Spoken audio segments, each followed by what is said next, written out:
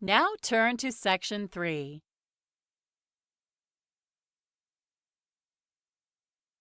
Section 3. You will hear two archaeology students called May and Thomas talking about the excavations they have been involved in. First, you have some time to look at questions 21 to 25.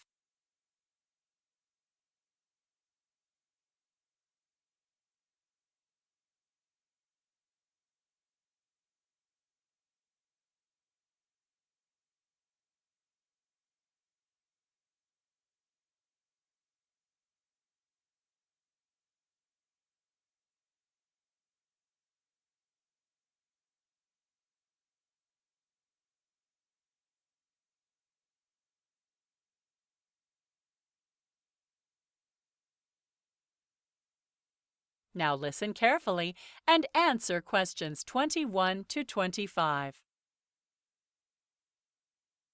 Hi, Thomas. Did you have a good time in Turkey?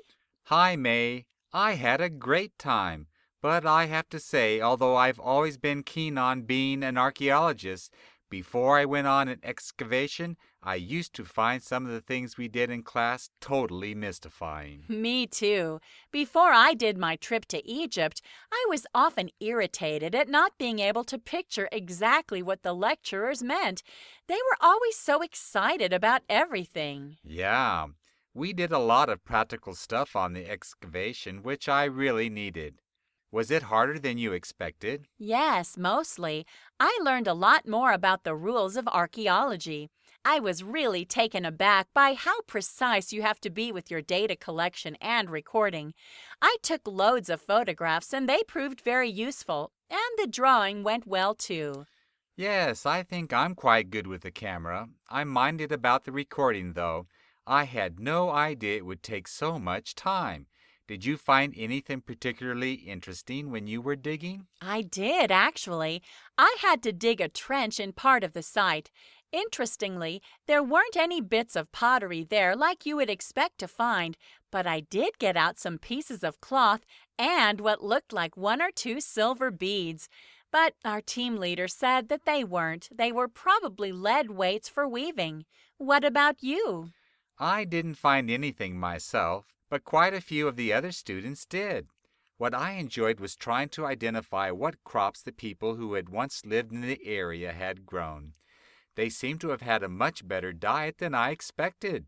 Fish and wheat as well as oats, honey, and fruit. Lots of different things. Yes, it's amazing, isn't it?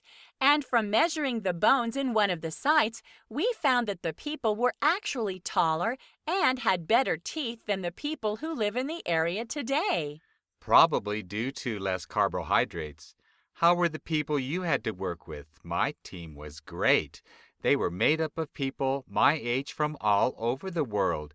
It was good to work with them. Lots of fun, and they taught me a lot. It was tough for us all, though, getting up at dawn every day and being out until late afternoon. Oh, that's true enough. We were all exhausted, and I'd like to have an international team next time. Mine was mainly made up of English and Americans. I enjoyed the field school, but everyone was much more experienced and older than I was. It was a bit scary.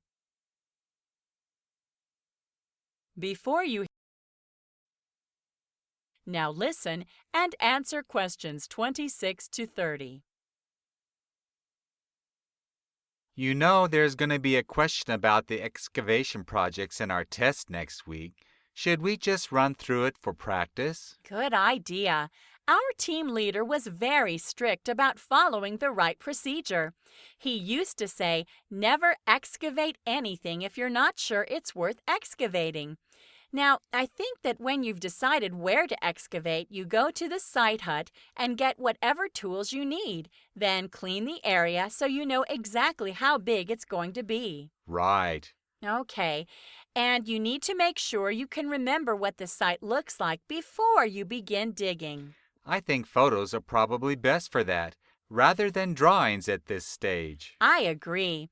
You then attach them to a record sheet, which you get from the team leader, remembering to put in the site code, unit number, and time. So much red tape. You seem to spend half the time marking rather than digging. That's true. I think you then have to draw up a detailed plan of where you're digging and then measure the limits. And this is all before you actually start digging. Okay, so far so good. Now you can start with the trowel, but first you have to get soil samples, and you keep them for further analysis. Anything that you don't think is useful, you leave in place on the site.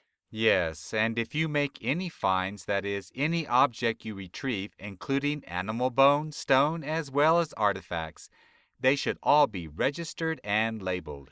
And then you put them in a plastic bag and return them to the site hut. That's right. And remember to leave the tools and site hut as you would expect to find them. Ha!